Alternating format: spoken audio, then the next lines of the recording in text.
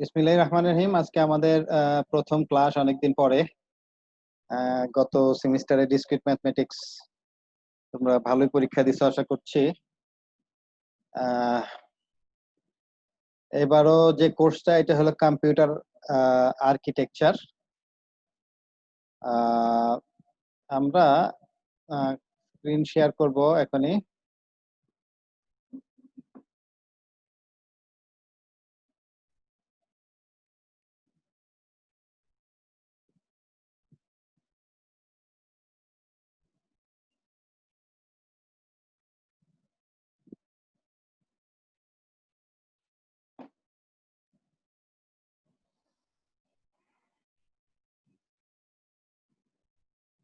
কিছু কিছু জিনিস তোমরা আগে থেকেই জানো। সেটা হলো যে আমার যে একটা ওয়েবসাইট আছে, সেই ওয়েবসাইটের মাধ্যমে আমরা কমিউনিকেট করব।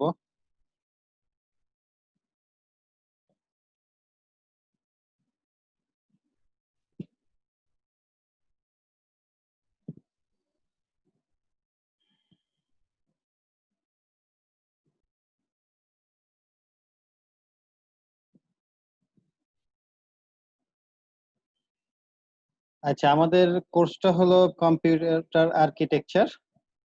আজকে আমরা ফান্ডামেন্টাল অফ কম্পিউটার ডিজাইন এর ইন্ট্রোডাকশনটা আমরা দেখবো আজকে। প্রথম আহ, আমার ইয়েটা একটু দেখাই তোমাদেরকে। এটা হলো আমার সাইট যেটা ছিল সেইখানেই সিএসসি 2823 ডুয়েট কারেন্ট কোর্সেস এর আন্ডারে সিএসসি 2823 এই নামে একটা ফোল্ডার আছে। সেখানেই লেকচার ম্যাটেরিয়াল গুলো পাবা।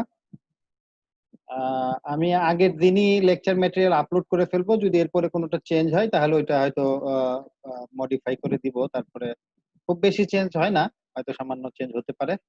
আগে যদি কেউ প্রিন্ট করে রাখতে চাও সেটা করতে পারো, খুব বেশি মেজর চেঞ্জ হবে না।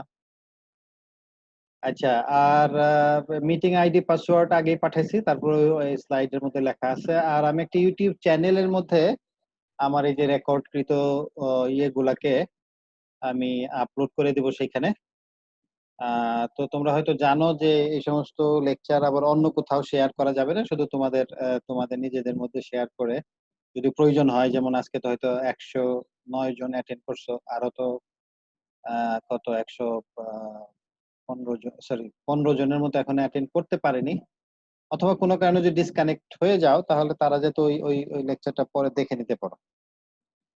আর আমাদের এই ক্লাসটা যদিও রিমোট এরিয়াতে হচ্ছে, দূরে থেকে আমাদের ক্লাস লেকচার হচ্ছে, তা সত্ত্বেও আহ এটা কিন্তু রিয়েল টাইম ক্লাস।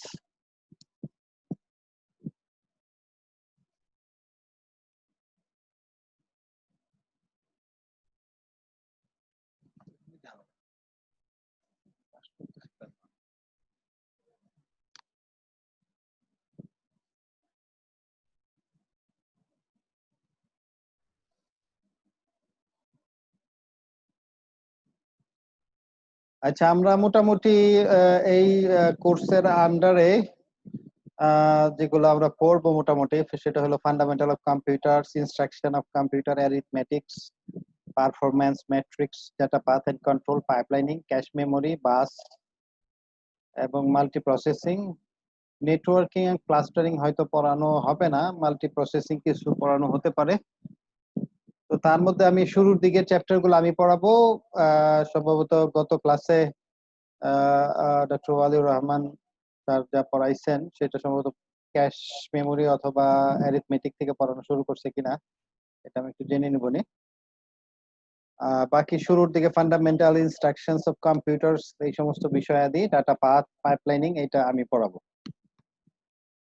আর টেক্সট বুক হলো কম্পিউটার অর্গানাইজেশন এন্ড ডিজাইন নামে একটা বই আছে, লাইব্রেরিতেও হয়তো আছে, অথবা একটা কালেক্ট করে নিতে পারো।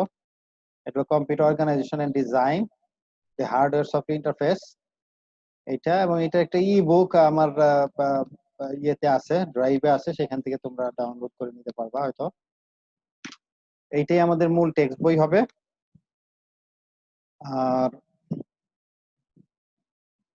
আমি আর ডক্টর ওয়ালিউর রহমান স্যার আমরা দুইজনে নিব কোর্সটা। ইভ্যালুয়েশন পলিসি এখনো তো নির্ধারণ হয়নি, তবে যদি আমাদের অনলাইনে ইভ্যালুয়েশন করতে হয় তাহলে হয়তো হোমওয়ার্ক অথবা কোনো কুইজ নিয়ে, এবং বিশেষ করে অ্যাটেন্ডেন্স, ক্লাসে অ্যাটেন্ডেন্সটা ইম্পর্টেন্স পাবে। ঠিক আছে? তারপর পরীক্ষা কিভাবে হয়, ফাইনাল পরীক্ষা কিভাবে হবে এটা তো এখনো ডিসিশন হয়নি। তবে যদি কিছু ইভ্যালুয়েশন করতে হয় তাইলে আমরা হয়তো হোমওয়ার্কের মাধ্যমে অথবা কোনো কুইজের মাধ্যমে আমরা নেওয়ার চেষ্টা করব। তা নাহলে ক্লাস খুললে হয়তো কোনো কিছু নিয়ে আমরা ইভ্যালুয়েট করব তোমাদেরকে। তবে হোমওয়ার্ক একটা দিব, এটা এটা আ পরবর্তীতে কিছু ক্লাস নেওয়ার পরে হতে দেব। গ্রেডিং পলিসি তোমরা জানো। এখন এটা তো ক্লাসরুমের জন্য তৈরি করা ছিল, লেট অ্যাটেন্ডেন্স, নট অ্যালাউড ইত্যাদি, ইত্যাদি। তবে এখানে আমরা তোমাদের যেটা হলো প্রতিদিনই ক্লাসে অ্যাটেন্ড করতে হবে, এবং ক্লাসে অ্যাটেন্ড করারও কিছু রুলস আছে। সেটা হলো যে যেহেতু ক্যামেরার সামনে আসতেছো, তো ক্যামেরার সামনে আসতে গেলে কিছু রুলস এন্ড রেগুলেশনস আছে, সেটা জানো, যে ড্রেস আপ এবং ব্যাকগ্রাউন্ড যাতে মানে একেবারে অকওয়ার্ড না হয়। যেমন ফোর্থ ইয়ারে একদিন ক্লাস করার সময় দেখি একজন স্যান্ডো গেঞ্জি পরে সে লেকচার শুনতেছে, তো তার ক্যামেরা অন। তো তখন তাকে বলতে বাধ্য হলাম যে এটা তো রেকর্ড হচ্ছে, তো তোমার এইরকম চেহারা যদি কোথাও কেউ দেখে ফেলে তাহলে তোমার হাসাহাসি করবে। কাজে অ্যাটলিস্ট মোটামুটি ড্রেস আপ করে যতটুকু ক্যামেরার সামনে আসবে সেইটুকু যাতে একটা ভিউয়েবল হয়, সেইভাবে তোমরা আশা করি ক্লাসে আসবা। আর কমসে কম একবারও যদি অনলাইনে কানেক্ট করো তাদেরকেও আমরা অ্যাটেন্ডেন্স দেব। একবারই যদি ডিসকানেক্ট হও এবং সেটা যদি রিয়াল কজ থাকে তাহলে আধা ঘন্টার মধ্যে সিআর এর কাছে তোমাকে বলতে হবে, আধা ঘন্টার মধ্যে। ক্লাস শেষ হওয়ার আধা ঘন্টার মধ্যে সেটা তুমি যে ক্লাসে অ্যাটেন্ড করছো, হয়তো কোনো পাওয়ার ফেলিওর হয় অনেক সময়, হয়তো পাওয়ার নাই অথবা অন্য কোনো কারণে যদি নেটওয়ার্কের প্রবলেম হয়, তাহলে সেটা আধা ঘন্টার মধ্যে সিআর কে জানিয়ে দিতে হবে, যাতে সে আমাকে ইমেল করে জানাতে পারে। ওই দিনে আজকেই জানাইতে হবে সব। এই অ্যাটেন্ডেন্সটা রিয়েল টাইম হবে। আর লেকচার ম্যাটেরিয়াল গুলো পাবা, রেকর্ডিং ও পাবা, কাজেই এমন কোনো জটিল কিছু নাই যে হ্যাঁ, ইন্টারাকশনও আমরা করব। আমরা লেকচার দেওয়ার সময় কয়েকটা স্লাইড, 8-10টা স্লাইডের পরে পরে আমি আনমিউট করে দেব, তোমাদের প্রশ্ন করার সুযোগ করে দেব। তো সেই ক্ষেত্রে তোমরা প্রশ্ন করতে পারবা, বা না বুঝলে আমি সেটা রিপিট করব, কোনো অসুবিধা নাই। আর পরবর্তীতে যদি ইউনিভার্সিটি খুলে যায় তখন আমরা হয়তো কিছুটা রিভিউ করতে পারবো, তাতে সমস্যা নেই, কিন্তু সবকিছু তো আর রিভিউ করা সম্ভব না। তো আমরা এই জন্য ক্লাসে অ্যাটেন্ডেন্স, এবং ক্লাসে যখন অ্যাটেন্ড করবা তখন একটু খাতা কলম নিয়ে অবশ্যই বসবা। যদি কিছু লিখতে হয়, অথবা আমি যে এখন ট্যাবে একটু প্র্যাকটিস করার চেষ্টা করছি, যে ট্যাবের মাধ্যমে, হোয়াইট বোর্ডের মাধ্যমে কিছু কিছু জিনিস যদি প্রয়োজন হয় আমরা দেখাতে পারবো। আচ্ছা, আমরা ক্লাস শুরু করছি কিছুটা। তোমরা একটু দেখার চেষ্টা করো যে সিঙ্গেল প্রসেসর পারফরম্যান্স, একটা চার্ট দেখাচ্ছি আমি। এটা একটা গ্রাফ। এইদিকে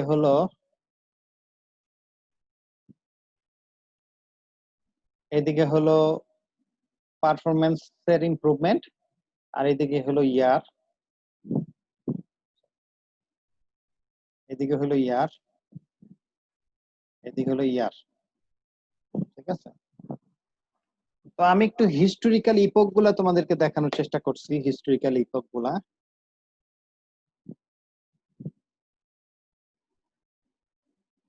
এই যে 1978 সাল থেকে 1978 সাল থেকে শুরু করে 2012 পর্যন্ত এখানে ইনফরমেশন দেওয়া আছে। তো আমরা সব ডিটেলস বলছি না, আমি জাস্ট ইপক গুলা যেগুলো ইম্পর্টেন্ট সেগুলো বুঝছি।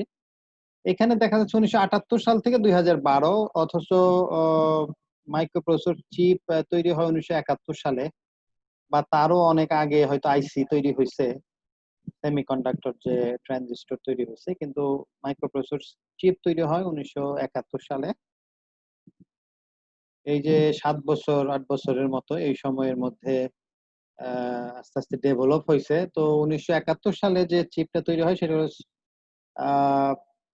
4004।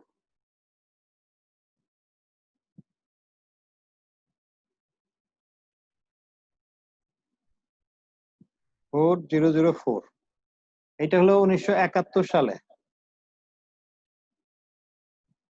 এরপরে 8008 হয়, এটা তার 1-2 বছর পরে হয়, সালটা আমার এক্সাক্ট মনে নাই। মাঝামাঝি সময়ে হয়। তারপর 1978 সালে, ধরো এটা যদি 1972 বা 73 হয়, এটা বোধহয় সম্ভবত 1974-এ। তারপরে 8086 আসে, এটা আসে 1978-এ। এই 1978 সালে 1978 সালে প্রথম যে প্রসেসরটা তৈরি হয় সেটা হলো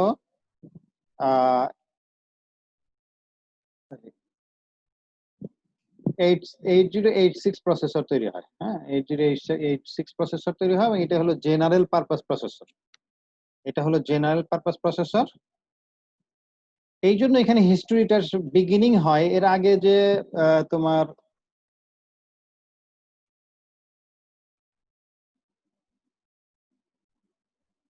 এই যে 4004 যে তৈরি হয়েছিল, এটার একটা হিস্টোরি আছে যে যখন ইন্টেল 400 এক মাইক্রোপ্রসেসর আবিষ্কার করে বা তৈরি করে, কিন্তু তাদের কোনো ফান্ডিং ছিল না, যে কারণে তারা এটা প্রোগ্রেস করতে পারছিল না। কিন্তু জাপান টেকনোলজি তো আগে থেকে উন্নত, তোমরা জানো। এদের নিপ্পন কোম্পানি এই ইন্টেলের সাথে একটা চুক্তি করে যে তাদের বিজি কম নামে ক্যালকুলেটরে তারা এই চিপটা ব্যবহার করবে এই শর্তে, এবং পরবর্তীতে যতগুলা ক্যালকুলেটর তৈরি করবে সব ক্যালকুলেটরে তারা চিপ সাপ্লাই করবে, এইভাবে ডিজাইন করে দিবে। তো তখন থেকেই আসলে হিস্ট্রি শুরু হলো। এবং পরবর্তীতে এই যে 80, এটা ছিল 4 বিট, আর 8008 এটা ছিল 8 বিট, আর 8086 এখান থেকে হলো 16 বিট। এটা ছিল 16 বিট। এটা ছিল 16 বিট। তো এখন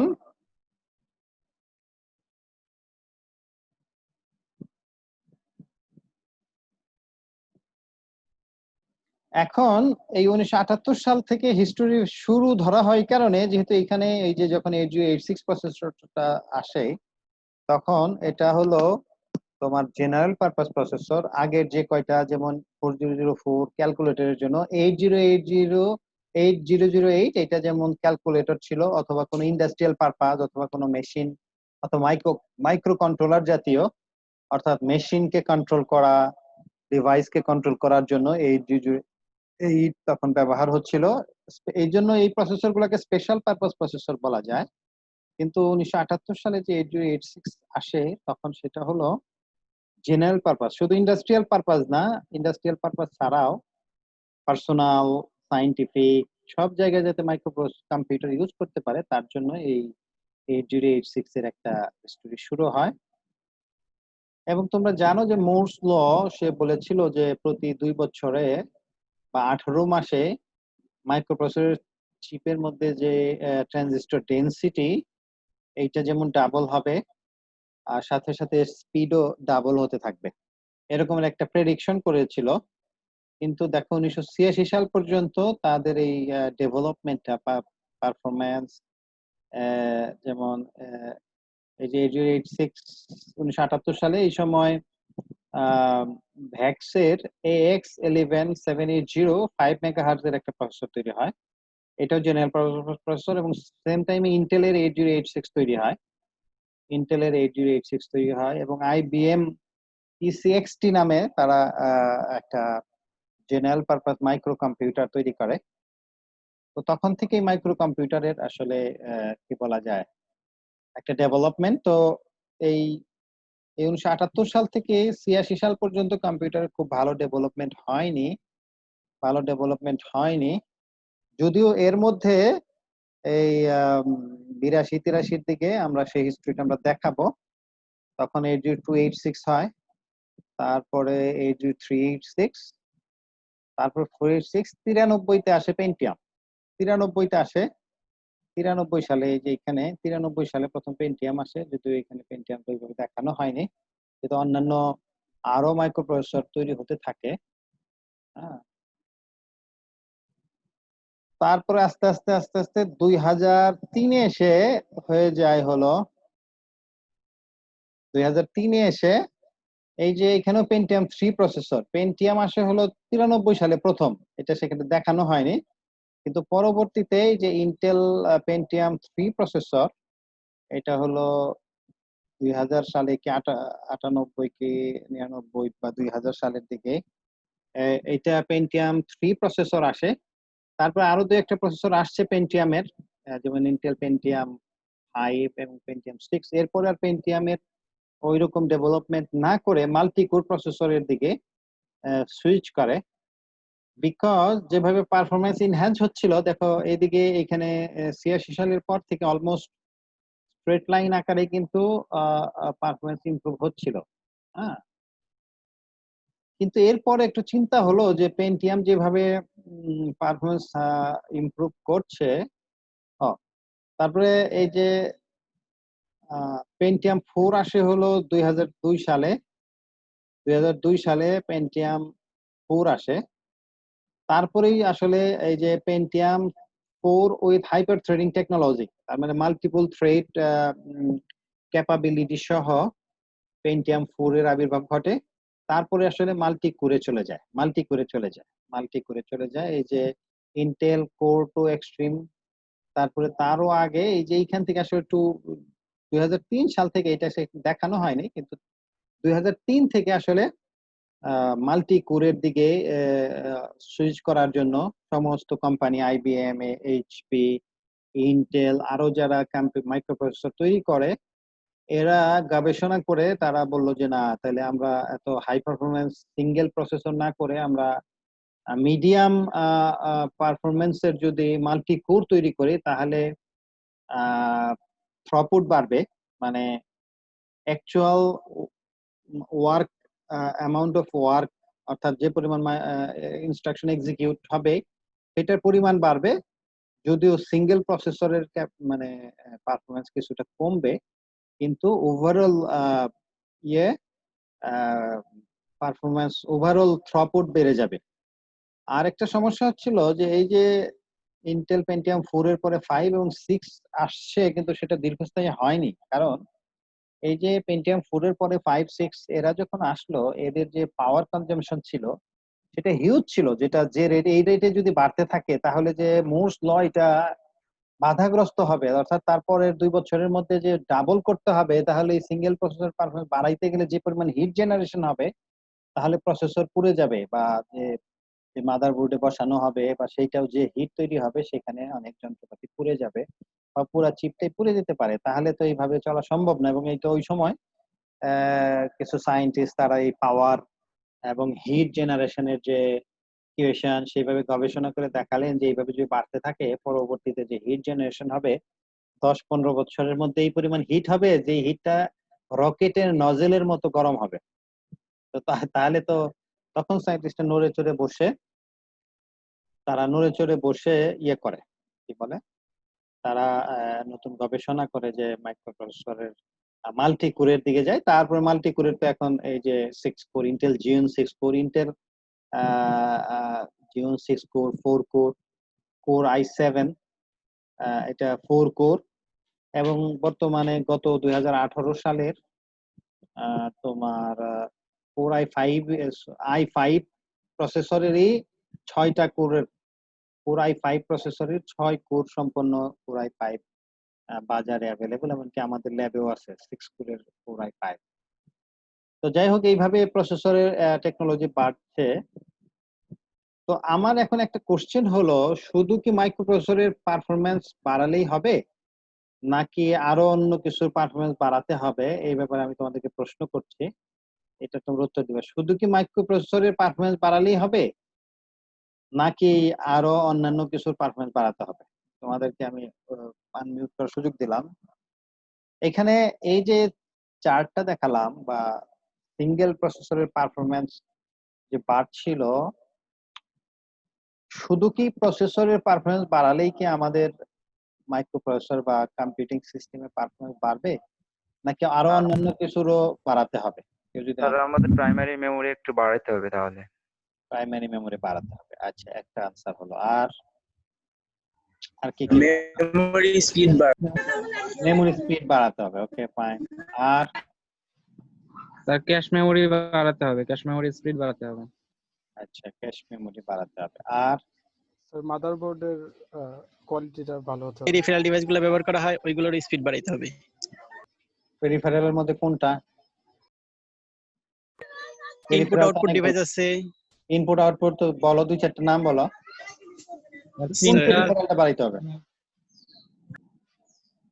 কোন পেরিফেরালটার পারফরম্যান্স বাড়াতে হবে? স্যার এই যে মাইক্রো কন্ট্রোল গুলো যেগুলো পেরিফেরাল গুলোকে কন্ট্রোল করে, দুই চারটা নাম বলো, নাম বলো। সবই তো পেরিফেরাল, প্রসেসরটা বাদে বাকি সবই পেরিফেরাল। আর মেমোরি তো মেমোরি, বাকি সবই পেরিফেরাল। স্যার মাদারবোর্ডের কোয়ালিটিটা ভালো হতে হবে। কোয়ালিটি ভালো বলতে কি বুঝো? স্যার জেনারেশনটা একটু মানে প্রসেসরের সাথে ম্যাচ করতে হবে। তারপর ম্যাচ না করলে তো চলবেই না, ম্যাচ তো করতেই হবে। যদি তার সিনক্রোনাইজ না হয় তাহলে তো চলবেই না। মাদারবোর্ডের সাথে অ্যাডজাস্টের যে ইয়ে থাকে, ম্যানুয়াল থাকে, সেই মোতাবেকই তো আগাতে হবে, তাছাড়া তো হয় না। আচ্ছা হ্যাঁ, তোমরা কাছাকাছি বলছো ঠিকই, শুধু মাইক্রো প্রসেসর পারফরম্যান্স বাড়ালে হবে না। হ্যাঁ হ্যাঁ বলো, কি বললাম? ইউএসবি বাসের স্পিড বাড়াতে হবে। ইউএসবি স্পিড বাড়াইলে তোমার লাভটা কোথায় সেটা আমি বলছি। স্যার ডাটা আদান প্রদানে তাড়াতাড়ি হবে। স্যার ডাটা আদান প্রদান তাড়াতাড়ি হবে। তাতে আমার লাভ কি? আচ্ছা ঠিক আছে ওইটা, কিন্তু সবচেয়ে বেশি ইম্পর্টেন্ট হলো মেমোরি, যেটা বলছো সেই মেমোরির ক্যাপাসিটি যেমন বাড়াতে হবে, সাথে সাথে এটার স্পিডও বাড়াতে হবে। যেমন DDR2 ছিল, পরে DDR3, এরকম বিভিন্ন টেকনোলজি আসছে যাতে একই ইয়ের মধ্যে ব্যান্ডউইথ বেড়ে যায়, মানে নাম্বার অফ বাইটস যাতে বেশি পরিমাণে মেমোরি থেকে আসতে পারে, তার জন্য টেকনোলজি চেঞ্জ হতে থাকে। সেইটা হচ্ছে। তারপরে হার্ড ডিস্কের এই যে স্পিড বাড়াতে হবে। পেরিফেরালস এর মধ্যে সবচেয়ে বেশি ইম্পর্টেন্ট হলো হার্ড ডিস্ক। পেরিফেরালস এর মধ্যে সবচেয়ে ইম্পর্টেন্ট হলো হার্ড ডিস্ক, যার সাথে প্রতিনিয়ত মাইক্রোপ্রসেসরের কি করতে হয়, কমিউনিকেট করতে হয়, তাই না? কিবোর্ড এর কতক্ষণ তুমি হিট করো? কিবোর্ডে তো বেশি হিট করা হয় না, বা মাউসে তো সবসময় হিট করতে হয় না, কিন্তু মাইক্রোপ্রসেসর সবচেয়ে বেশি তাকে যে কমিউনিকেট করতে হয় সেটা হলো এটাকে বলা হয় হার্ড ডিস্কের সাথে। কারণ সফটওয়্যারে তো এখন সব ভার্চুয়াল মেমোরি ইউজ হয়, তাই না? এত বড় সফটওয়্যার তো যত দিন যাচ্ছে সফটওয়্যারের ইয়ে বাড়তেছে, তাই না? নাম্বার অফ ইনস্ট্রাকশনস, অর্থাৎ কি বলা যায়, ইয়ে সাইজটা বাড়তেছে, কি বলে সফটওয়্যারের যে, হ্যাঁ সফটওয়্যারটা বড় হচ্ছে। হ্যাঁ, এটার সাইজ মেগাবাইট আর গিগাবাইট বাড়তেছে। তাহলে হার্ড ডিস্কের স্পিড বাড়াতে হবে, ক্যাপাসিটি বাড়াতে হচ্ছে। তো যে কারণে এখন যে তোমরা জানো কোন কোন জায়গায় এসএসডি ইউজ হচ্ছে, কারণ যে আমাদের যে ম্যাগনেটিক ডিস্ক সেটা একটু স্লো, যেহেতু এটা ম্যাগনেটিক হেড আদারি করতে হয়। আচ্ছা এইটা আমি পরবর্তী স্লাইড আমি দেখাচ্ছি। পরবর্তী হয়ে গেছে। আচ্ছা এক মিনিট।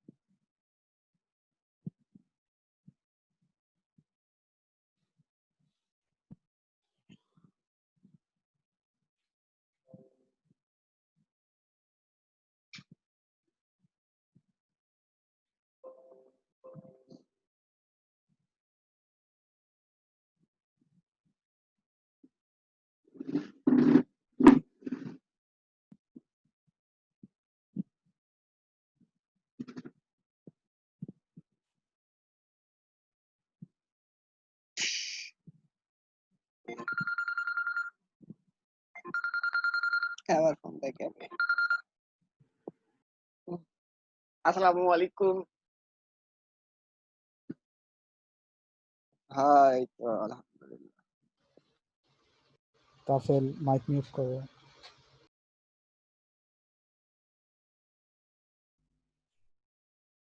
সরি, আমার একটু মিস্ত্রি আসছিল, গত সপ্তাহে একটা কমপ্লেন দিয়েছিলাম সেটা। আচ্ছা, তাহলে এখানে দেখো, এইটা হলো ডিভাইসের নাম, যে এখানে কি কি জিনিসের আমাদের ইমপ্রুভমেন্ট করতে হচ্ছে।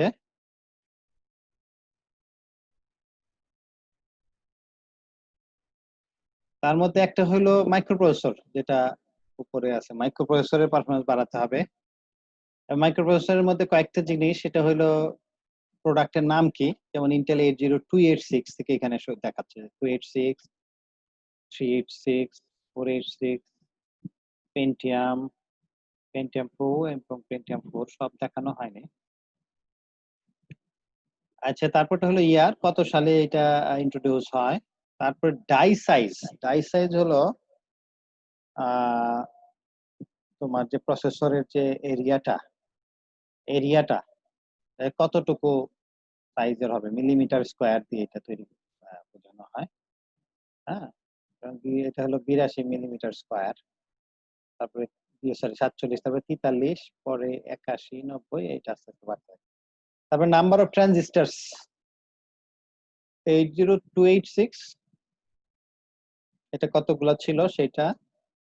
তারপর কতগুলা পিন সংখ্যা হলো, এগুলো গুরুত্বপূর্ণ না, বা জাস্ট আমি ট্রানজিশন গুলো আমি তোমাদেরকে দেখানোর জন্য বলছি। এখানে ছিল 1,34,000, এখানে 2,75,000, এখানে 1 মিলিয়ন, 1 মিলিয়ন, তারপরে 2 লাখ, তার মানে 12 লাখ, 1.2 মিলিয়ন আর কি। তারপরে 3.1 মিলিয়ন, তারপর 5.5 মিলিয়ন, তারপর 42 মিলিয়ন।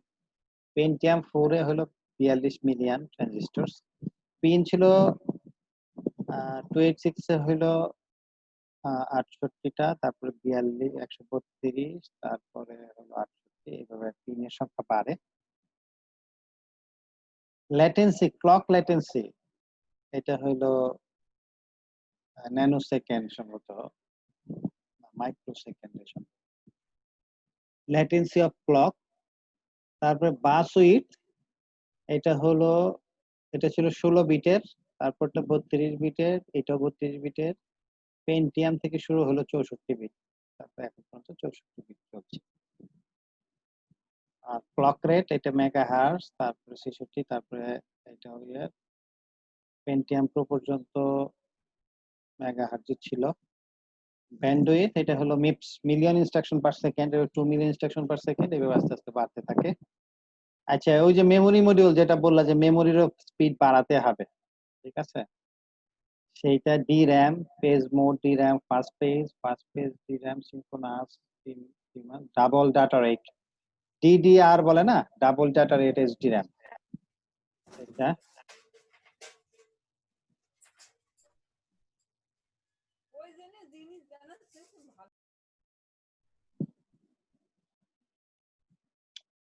তারপরে হলো আরেকটা জিনিসের স্পিড বাড়ানোর জন্য চেষ্টা করতে হবে, সেটা হলো আমাদের বর্তমানে বেশিরভাগ কম্পিউটিং প্রসেসর বা প্রসেসিংটা হলো নেটওয়ার্ক বেসড, কেননা সার্ভারের সাথে কমিউনিকেট করতে হয়। এখন হইলো ক্লায়েন্ট সার্ভার অথবা ক্লাউড রিলেটেড কাজে সবসময় ইথারনেটের উপর ডিপেন্ডেন্ট, কাজে ইথারনেটের স্পিড এবং তার ব্যান্ডউইথ না বাড়ালে আমাদের অনেক কমিউনিকেশনে প্রবলেম হবে।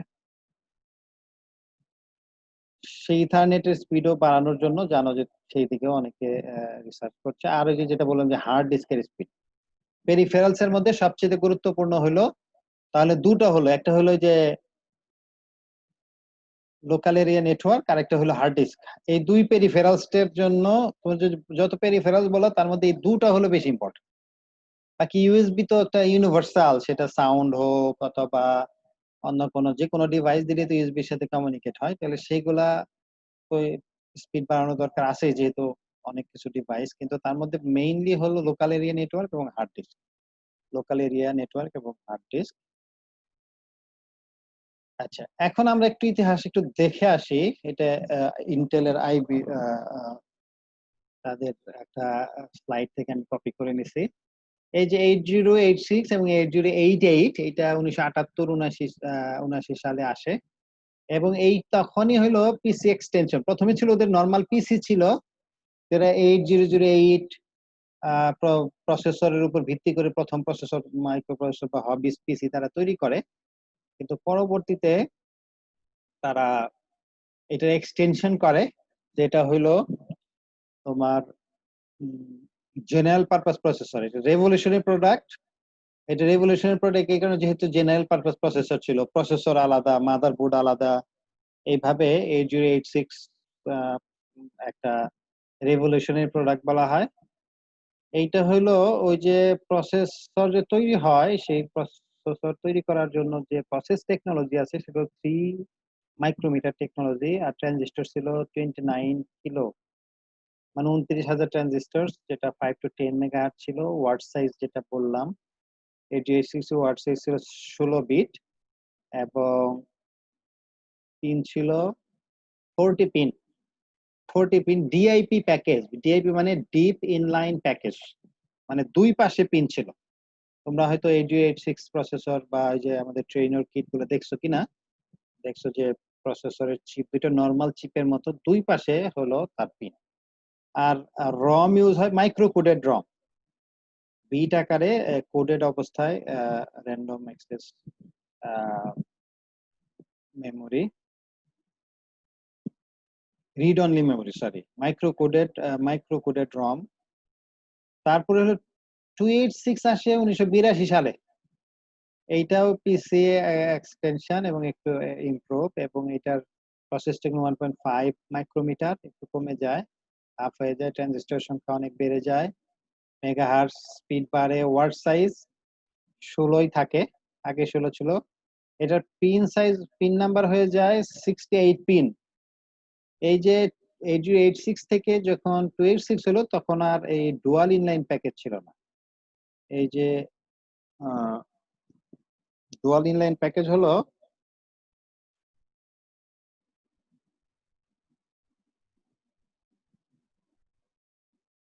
এই যে এই দিকে পিন থাকবে, এটাকে হলো ডুয়াল ইনলাইন প্যাকেজ, এটাকে হলো ডুয়াল ইনলাইন প্যাকেজ বলে।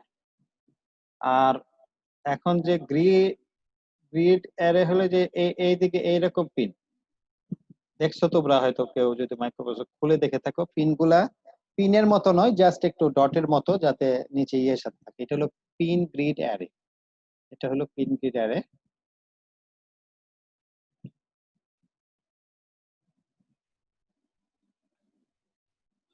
আর 286 হলো রেগুলার ডাটা পাথ।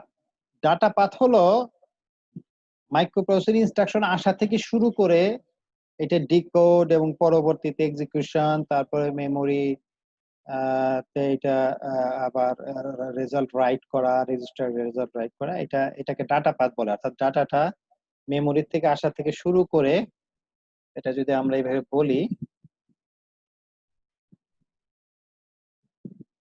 সেটা হলো এই যে এটা যদি মেমোরি হয়, মেমোরি থেকে সেটাকে আগে ফেচ করতে হয়, ইনস্ট্রাকশনটাকে নিয়ে আসতে হয় প্রসেসরে। এটা যদি প্রসেসর হয় তাহলে এই মেমোরি থেকে ইনস্ট্রাকশনটা মাইক্রোপ্রসেসরে নিয়ে আসে। এটা হলো মাইক্রোপ্রসেসর, এটা হলো মাইক্রোপ্রসেসর। তো মেমোরি থেকে এটা ইনস্ট্রাকশন মেমোরি বা ইনস্ট্রাকশন কিউতে আসে, ইনস্ট্রাকশন কিউ ধরলাম, ইনস্ট্রাকশন কিউতে চলে আসে। সেখান থেকে আবার সে একটা ইনস্ট্রাকশন, তখন সেটা ডিকোড হয়, তার অপকোড বা আদার্স অন্য কিছু হয়ে যায়। তারপরে সেটা আবার রেজিস্টার থাকে, সেই জানো রেজিস্টার ফাইল, রেজিস্টার থেকে তখন এটা এক্সিকিউট হয় এলইউতে এক্সিকিউট হয়ে রেজাল্টটা আবার হয় রেজিস্টার আসে অথবা মেমোরিতে চলে যায়। এই যে ডাটাটা, অর্থাৎ স্টার্ট টু এন্ড, মনে করো এই যে এখান থেকে এখানে গেল, তারপর এখান থেকে এখানে গেল, এখান থেকে আবার রেজিস্টারে আসলো, রেজিস্টার থেকে এলইউতে গেল, এলইউ থেকে রেজাল্টটা হয় রেজিস্টারে অথবা মেমোরিতে চলে গেল। এই যে এটাকে বলা হয় data path. Data start from the memory, gone to the instruction queue, then এটাকে বলা হয় ইনস্ট্রাকশনটা ডিকোড হলো, তারপর রেজিস্টার ফাইল, এটা হলো রেজিস্টার ফাইল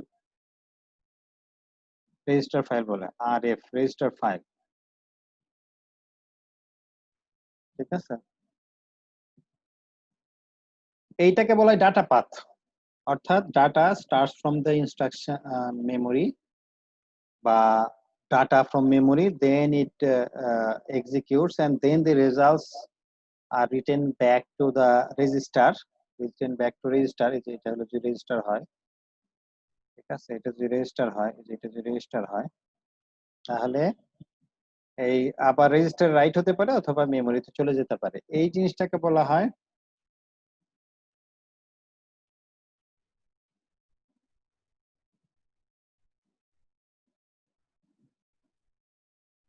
ডাটা পাথ। এবং এই ডাটা পাথটা 286 এর ডাটা পাথটা রেগুলার, অর্থাৎ ফেচের থেকে শুরু করে তারপরে স্টেজে মেমোরিতে, সরি, ইনস্ট্রাকশন কিউতে আসবে, কিউতে আবার এটা তোমার ডিকোড হবে, ডিকোডের পর থেকে রেজিস্টারে যাবে, রেজিস্টার থেকে ডাটাটা আবার পরবর্তীতে এএলইউ এর ইনপুট হিসাবে যাবে। এএলইউ তো যেমন জানো সিঙ্গেল, যেমন কি বলে বাইনারি অপারেশন আছে, হ্যাঁ, তারপরে বাইনারি অপারেশন হয়ে আবার রেজাল্ট হবে একটা, আবার সেই রেজাল্টটা কোথাও না কোথাও রাইট করতে হবে, কোনো রেজিস্টারে থাকবে অথবা মেমোরিতে রাইট হবে। আর এটার মধ্যে রম হয়, এবং এই যে ইয়ের পিকচার গুলা যতক্ষণ পর্যন্ত 8086 ছিল তখন পর্যন্ত এগুলা খালি চোখে বোঝা যাচ্ছিল, কিন্তু 286 এ এটার যে পিকচার সেটা খালি চোখে আর ভিজিবল হচ্ছিল না, এটা এত আস্তে আস্তে এত ডেন্স এবং ইয়ে আহ কিছু কিছু বোঝা যাচ্ছিল, যেমন ধরো কি বলে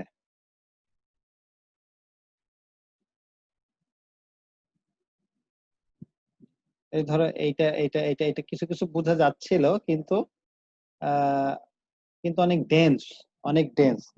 এবং এইটার বিট স্লাইসটা এই যে এইটা যদি 8 বিট হয় তাইলে এইটা আর অন্য 8 বিট হলো এখানে।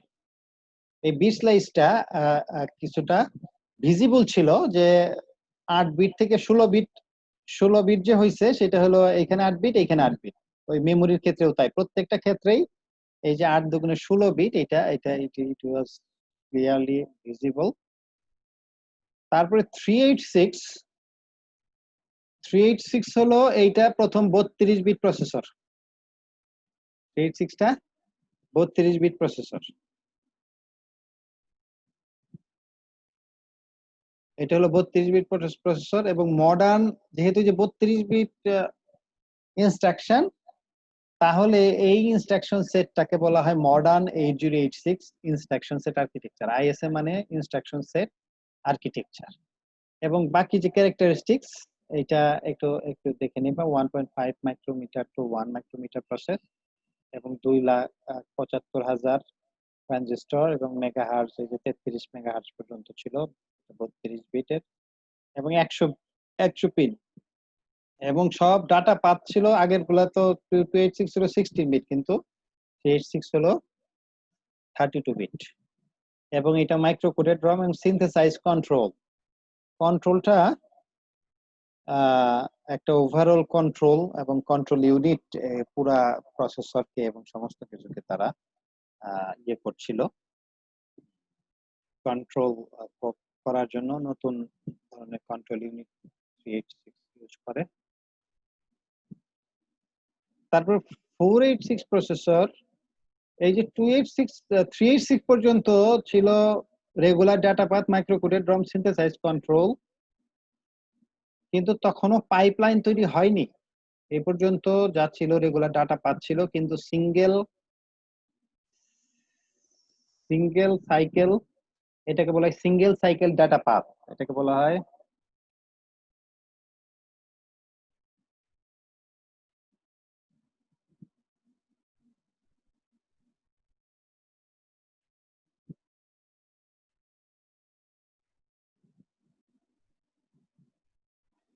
সিঙ্গেল সাইকেল ডাটা পাথ বলে এটাকে। তার মানে তোমার 8086 থেকে 80386 পর্যন্ত regular data path,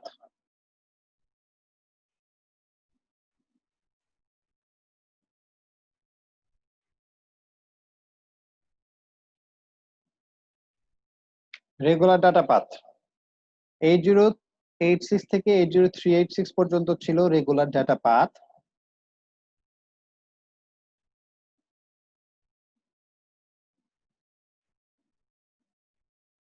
eight zero 486 থেকে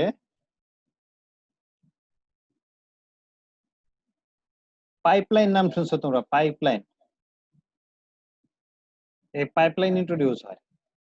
পাইপলাইনের মূল উদ্দেশ্য হলো এই যে বললাম যে ইনস্ট্রাকশন মেমোরি থেকে নিয়ে আসা, এটাকে বলা হয় ফেচ, ইনস্ট্রাকশন ফেচ বলে, ইনস্ট্রাকশন ফেচ। তারপরে সে ইনস্ট্রাকশন ডিকোড, আমি লিখতেছি ইনস্ট্রাকশন ডিকোড। তারপরে register file access, register file. তারপরে হলো এক্সিকিউশন, তারপরে হলো মেমোরি,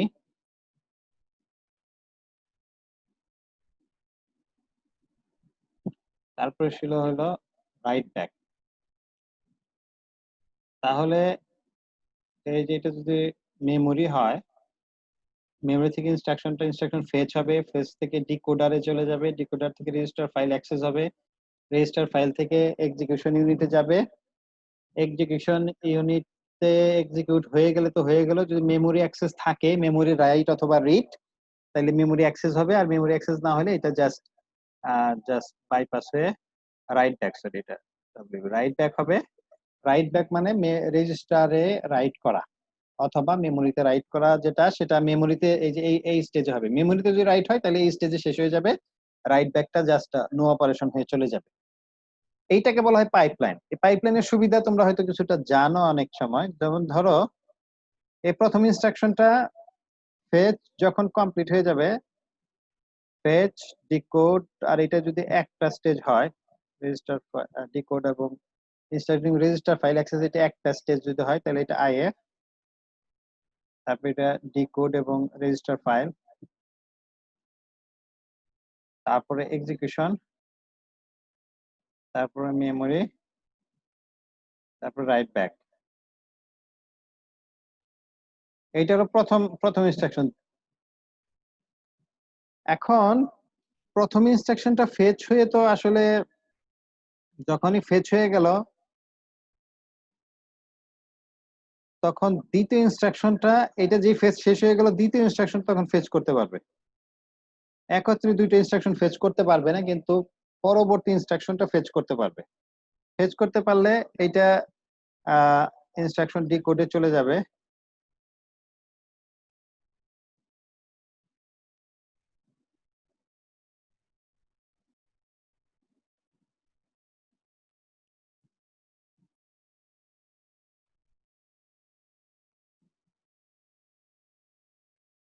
আচ্ছা, এটা ইনস্ট্রাকশন ডিকোড হবে, ইনস্ট্রাকশন ডিকোড, তারপরে এক্সিকিউশন, মেমোরি, রাইট ব্যাক। তৃতীয় ইনস্ট্রাকশনটা এইখান থেকে হবে। তাহলে দেখো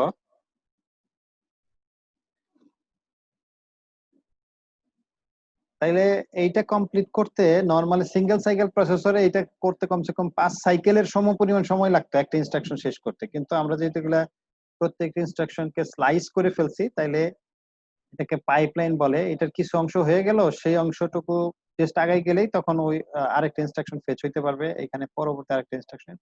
তাহলে এইভাবে প্যারালালি 5টা ইনস্ট্রাকশন এক্সিকিউট করতে পারবে প্যারালাল। এইটাকে বলা হয় পাইপলাইনিং, যেটা আমরা পরে ডিটেল জানবো। এখন জাস্ট একটু নাম যেহেতু আসছে, আমি একটু এই যে 386 তো 32 বিট প্রসেসর, কিন্তু 486 এ যে পাইপলাইন আসলো, এই যে পাইপলাইন আসলো, সেই পাইপলাইনের কথা আমি বুঝালাম। এবং এই 486 এর সময় ফ্লোটিং পয়েন্ট ইউনিট, আচ্ছা 8086 এ তোমার 8086 যে ছিল, সেইটার সাথে ম্যাথমেটিক্স এর যে অপারেশন, ফ্লোটিং পয়েন্ট অপারেশনের জন্য আলাদা ম্যাথ প্রসেসর ছিল, যেটার নাম হলো 8087, সেটা আলাদা প্রসেসর। এই 386 পর্যন্তই ম্যাথ কোপ্রসেসরটা সেপারেট ছিল, কিন্তু পাইপলাইনে এসে যখন 80486 হলো তখন থেকে ফ্লোটিং পয়েন্ট ইউনিট ইন্টিগ্রেটেড হয়ে যায় এই যে ইন্টিজার ইউনিটের সাথে। এই ফ্লোটিং পয়েন্ট ইউনিটটা ইন্টিগ্রেটেড হয়ে একই চিপের আন্ডারে, সিস্টেম অন চিপের আওতায় ফ্লোটিং পয়েন্ট ইউনিট এবং অ্যারিথমেটিক ইউনিট যেটা আমাদের ইন্টিজার ইউনিট এটা, এবং ক্যাশ মেমোরির ইন্ট্রোডাকশন হয়, ক্যাশ মেমোরি ঠিক আছে। বাকি এই যে টেকনোলজি 1 থেকে 0.6 মাইক্রোমিটার এবং ট্রানজিস্টর 1.2 মেগাহার্জ 100 মেগাহার্জ পর্যন্ত 32 বিট এবং 168, এবং এটা ক্যাশ মেমোরি ইন্ট্রোডিউস হয় 80486 এর সাথে। সে সময় ক্যাশ মেমোরি ইন্ট্রোডিউস হয় ফার্স্ট, এবং এর ইন্টিজার ডাটা পাথ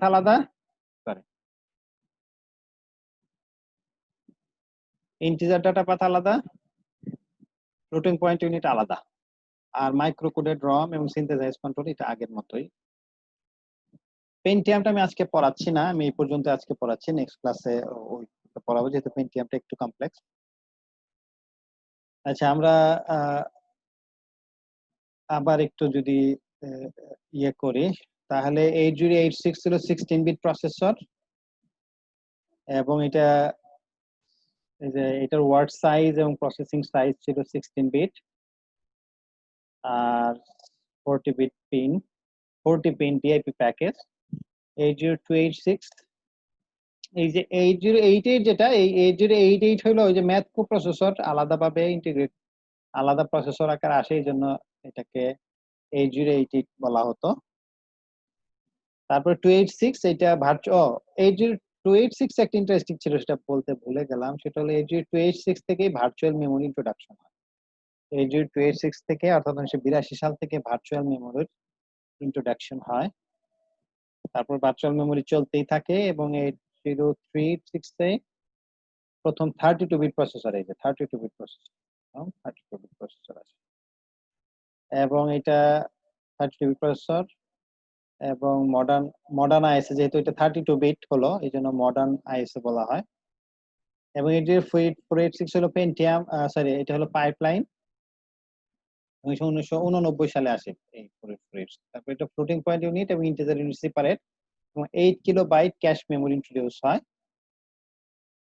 তার মানে এটার মধ্যে cache memory, integer data path এবং ফ্লোটিং পয়েন্ট ডাটা পাথটা সেপারেট, মাইক্রো কোডেড রম এবং সিনথেসাইজ কন্ট্রোল। এই পেন্টিয়ামটা আমি নেক্সট ক্লাসে পড়াবো, থাক। আচ্ছা, আজকে এই পর্যন্তই। তোমরা যদি কোনো কোশ্চেন থাকে করো, নাহলে আমি এটা অ্যাটেন্ডেন্স দেবো। আমি আনমিউট করে দিলাম, এখন তোমাদের যদি কোনো কথা থাকে বলতে পারো, কোনো কোশ্চেন থাকলে বলো।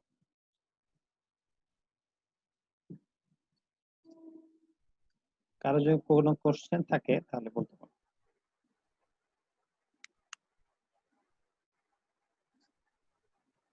হ্যাঁ, anybody has any question? Sir virtual মেমোরিটা কি? ভার্চুয়াল মেমোরিটা হলো, যেমন মেমোরি তো সবসময়, মেমোরি সাইজটা তো ইনফাইনাইট না, ফাইনাইট। এখনো যে মেমোরি আছে সেটা ধরো 16 গিগা হোক, 32 গিগা, বা এরকম একটা লিমিটেশন আছে, এর বেশি করা যায় না। 32 গিগার জায়গায় 64 গিগা করা যায় না, বা 128 গিগা র্যাম তৈরি করা যায় না, কারণ তার অ্যাড্রেসিং এর ব্যাপার থাকে। কিন্তু অনেক তোমারই আছে, কি বলে, অনেক অ্যাপ্লিকেশনস আছে, অথবা অনেক ইনফরমেশন তোমার মেমোরির সাথে তোমারই করতে হয়। সবসময় প্রসেসরের সাথে মেমোরির একটা কমিউনিকেশন করতে হয়। এই জন্য যাতে তোমার যে সমস্ত অ্যাপ্লিকেশনের size more than the memory size, তো তার বেশিরভাগ পোর্শন হার্ড ডিস্কে থাকে, অথবা অনেকগুলো অ্যাপ্লিকেশন একত্রে প্যারালাল রান করছে, তো যখন যেটা এক্সিকিউশনে যাবে তো সেইটা মেমোরিতে আসে, বাকিটা হার্ড ডিস্কের যে লোকেশনে থাকে সেটাকে ভার্চুয়াল মেমোরি বলে। অর্থাৎ হার্ড ডিস্কের, অর্থাৎ সেকেন্ডারি মেমোরি, এবং হার্ড ডিস্কের যে যে অংশটুকুকে মেইন মেমোরির মতো প্রসেসর সে চিন্তা করে যে এইটাও মেইন মেমোরির মতোই, যখন অ্যাড্রেসিং হয় যদি মেইন মেমোরিতে না পায় তাহলে হার্ড ডিস্ক থেকে নিয়ে আসে সেই অ্যাপ্লিকেশনের অংশটুকু। এইটাকে বলা হয় ভার্চুয়াল মেমোরি। ভার্চুয়াল মেমোরি এটাকে বলা হয় যে তোমার, এটাকে বলা হয় যে 286 থেকে যে ভার্চুয়াল মেমোরি ইন্ট্রোডাকশন হলো, এটার অর্থ হলো এই যে ধরো এখানে আসে,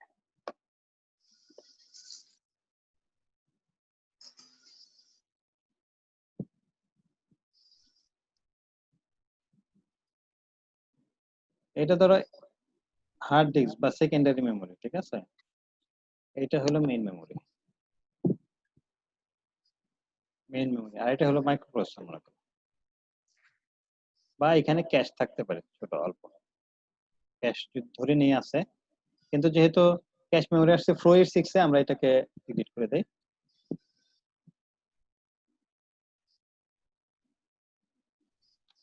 আচ্ছা, এখন আমার যে অ্যাপ্লিকেশন সেটা যদি অনেক বড় হয় অথবা অনেকগুলো অ্যাপ্লিকেশন আছে, তাহলে তুমি তাদেরকে কিছু কিছু অংশ মেমোরিতে রাখলা, কিন্তু এর ম্যাক্সিমাম অংশ ধরো এটা যদি 1 নম্বর অ্যাপ্লিকেশন হয়, 2 নম্বর, 3 নম্বর, 5টা, 4, 5 এবং 10টা অ্যাপ্লিকেশন আছে, 10টা অ্যাপ্লিকেশনের মেইন প্রোগ্রামটা থাকবে মেইন মেমোরিতে, আর বাকি সমস্ত কিছু ইনফরমেশনটা হার্ড ডিস্কে তার নির্দিষ্ট লোকেশনে থাকবে, এবং সেটা ইনফরমেশন এই মেইন মেমোরিতে থাকবে। যখন যেটা দরকার সেটা লোড করে নেবে, সে লোড করে নিয়ে সে এক্সিকিউট করবে। যদিও একটু স্লো হবে, হার্ড ডিস্ক থেকে আনতে গেলে তো কিছু স্লো হবে, কিন্তু অ্যাপ্লিকেশনটা হিন্ডার হবে না। অন্য অ্যাপ্লিকেশন গুলাও রানিং স্টেটে হয়তো ওয়েটিং স্টেটে থাকবে। তোমরা শিডিউলিং পড়ছো কিনা জানি না, আমরা তাহলে সামনে ডিসকাস করবো। তো শিডিউলিং করে যেটা এক্সিকিউশনে যাবে সেটা রানিং অবস্থায় থাকবে, বাকিগুলো ওয়েটিং স্টেজে থাকবে। হ্যাঁ, হ্যালো, হ্যাঁ বলো, শোনা যাচ্ছে না? শুনতে পাচ্ছি না, শোনা যাচ্ছে না।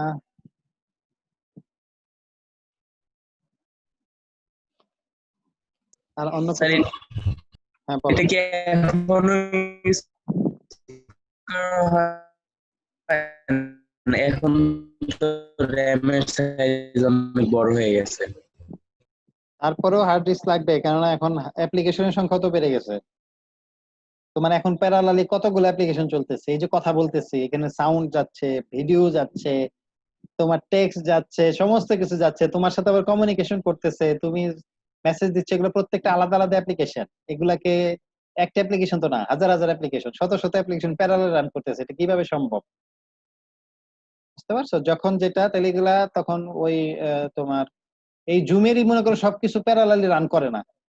যেটা যখন দরকার সেটা হয়তো সে ন্যানো সেকেন্ডে কাজ করতেছে, প্রথমে একটা অ্যাপ্লিকেশন কাজ করলো, তারপরে আরেকটা application। যখন এটার মেমোরিতে জায়গা না হবে, হয়তো তার মানে মেইন অংশটুকু মেইন মেমোরিতে রেখে বাকি সমস্ত চাঙ্কটুকুকে হার্ড ডিস্কে রেখে দেবে। এটাকে বলা হয় ভার্চুয়াল মেমোরি। আচ্ছা, যেহেতু এটা মেমোরি ম্যানেজমেন্টে পড়ানো হবে ইন ডিটেলস, আজকে ডিটেলস আমরা পড়াবো না। শুধু ভার্চুয়াল মেমোরি তাকেই বলে যে মেইন মেমোরিতে যে সমস্ত অ্যাপ্লিকেশনের জায়গা হয় না, অনেক বড় বড় অ্যাপ্লিকেশন, সমস্ত মেমোরি তো একটা অ্যাপ্লিকেশনকে দেওয়া যাবে না। তেমন তো আরো অ্যাপ্লিকেশন আছে এখন, হইলো তোমার নানান ধরনের এই যে থ্রেড বেসড, তুমি ধরো একটা ডাউনলোড করতেছো, আরেকটা ডাউনলোড দিয়ে আরেকটা তুমি অডিও শুনতেছো, তো এগুলো সবই তো আলাদা আলাদা অ্যাপ্লিকেশন, এগুলোকে তো অ্যালাউ করতে হবে, এবং সেটা তো একেবারে প্রতি মাইক্রো ন্যানো সেকেন্ডে তো কাজ করতে হয় না। হয়তো মাইক্রো সেকেন্ডে আমাকে কাজ মানে সার্ভিস দিয়ে অন্য অন্য অন্য অন্য অ্যাপ্লিকেশনে চলে যায়, যাতে তাদের কোনো প্রবলেম না হয়। আমাদের যে যে সার্ভিস নিচ্ছে যে সমস্ত অ্যাপ্লিকেশন, তাদের যাতে অ্যাপ্লিকেশনে কোনো বাধাগ্রস্ত না হয় সেইভাবেই তাদেরকে সার্ভিস দেওয়া হয়। এগুলো ডিটেলস পরে পড়ানো হবে, জাস্ট ফর ইনফরমেশন আমরা আজকে এটুকু পড়লাম। আর কোনো কোশ্চেন আছে? না স্যার। না স্যার। ঠিক আছে, আমি একটু তোমাদের রোল কল, আজকে তো 124 জন, তার মধ্যে 109 জন পর্যন্ত আসছিল। আজকে আমি রোল কল করলাম না, যেহেতু অনেক সময় হয়ে গেছে, আমিও টায়ার্ড হয়ে গেছি কথা বলতে বলতে। তাহলে ইয়ে নাইমুল না, নাইমুল ইসলাম না, তোমার সিআরএন নাম কি বললা যেন, 17 রোল না? আসো তুমি? জি স্যার। নাজমুল না নাইমুল, তোমার নাম কি? স্যার নাইমুল। নাইমুল, ঠিক আছে, নাইমুল ইসলাম। তোমার মোবাইল নাম্বারটা একটু বলো দেখি মুখে। 01 01 991 9991 95 95 74 74 81। 81, ঠিক আছে। আর তুমি আমাকে কি ইমেল করো, হ্যাঁ? তাহলে পরবর্তী যদি কোনো কমিউনিকেশনের দরকার হয় আমি ইমেলে আগে জানাই দিব, যাতে তোমরা ওয়েল কমিউনিকেশন হতে পারে। ঠিক আছে, তুমি একটু ওই যে স্ক্রিনশট নিয়ে ওই যে 109 জন আসছিল, হ্যাঁ সর্বোচ্চ জি স্যার। সর্বোচ্চ 113 জন আসছিল।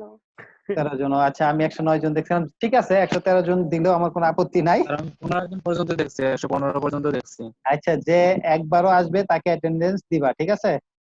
যদি তুমি দিতে পারো দিও, আর নাইলে আমি দেখে নিতে পারবো। তুমি যতগুলা এই আরো আরো 10-15 মিনিট তুমি থেকে কমিউনিকেট করে আমাকে এই কিছুক্ষণ পরে ইমেল করে পাঠাই দিবে, ঠিক আছে? আচ্ছা ঠিক আছে, তাহলে আজকে এই পর্যন্ত থাকুক। নেক্সট উইকে তাহলে ওই কলিউড স্যার ক্লাস নেবে নেক্সট উইক।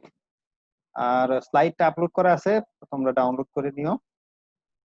তো আজকে খুব ভালো লাগলো, আজকে 109 জন 113 জন, এটা সর্বোচ্চ মনে হয় এই যেদিন থেকে ক্লাস শুরু করছি তার মধ্যে আজকে 113 জন, মানে তো বিশাল। জি স্যার, আজকে সবচেয়ে বেশি। সবচেয়ে বেশি, এটা ভালো। ক্লাস করার চেষ্টা করো, কারণ এই লেকচার কিন্তু পরে এরকম কমপ্লিটলি মানে করা, রিপিট করা তো কঠিন, কারণ এই ক্লাসটা 2 সেকশনে নিতে গেলে 2 বার নিতে হবে। তো সেই জন্য আমরা এগোচ্ছি না তা না, কিছু কিছু এগোচ্ছি, এবং বুঝতেও সমস্যা হবে না। আমি যে কিছুটা অভিজ্ঞতা হয়েছে যে কিছুক্ষণ মতো 8-10টা স্লাইড বা 5-7টা স্লাইডের পরে পরে আমি কোশ্চেন আনসারিং এর, তো তোমাদের ওই খাতা কলম নিয়ে বসতে হবে। আমি যেহেতু যে এখানে একটু অভ্যস্ত হওয়ার চেষ্টা করছি, একটা স্টাইলাস পাইছি, স্টাইলাস দিয়ে একটু লেখার অভ্যাস করতেছি এর মধ্যে, যে বলে ট্যাবের মধ্যে, যাতে তাইলে এখন একটু সুন্দর লাগতেছে। যে আমি তো এতদিন চিন্তা করতাম যে কিভাবে হোয়াইট মানে ব্ল্যাকবোর্ডে না লিখতে পারলে সব তো পড়ানো সম্ভব না, তো এটা আমি প্র্যাকটিস করছি। স্টাইলাস ছিল না, স্টাইলাস পাইছি একটা, স্টাইলাস পাওয়াতে খুব ভালো হয়েছে। তো তাহলে ঠিক আছে, আমি তাহলে স্টপ করে দেই। আর তাহলে স্যার আসসালামু আলাইকুম। হ্যাঁ, থ্যাংক ইউ। তারপরে তোমাদের সাথে আসসালামু আলাইকুম স্যার। থ্যাংক ইউ করে দিলাম, রেকর্ডিং ও স্টপ করে দিচ্ছি। স্যার আসসালামু আলাইকুম। আসসালাম।